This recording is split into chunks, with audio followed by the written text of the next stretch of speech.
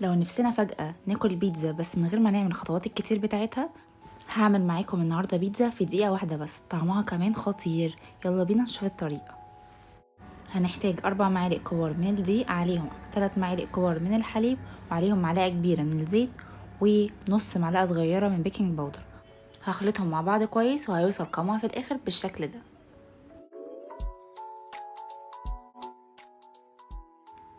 بعد كده هضيف صلصة البيتزا، هكتب لكم ازاي عملتها، وبعد كده هضيف عليهم جبنة موتزاريلا. هنا بقى ممكن تضيفوا اللي انتوا عايزينه، انا ضفت هنا زيتون وفلفل احمر،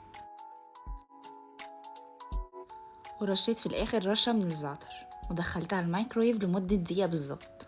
بصوا شكلها تحفة، بجد تحفة، نفشت وكمان طرية وهشة جدا من جوه.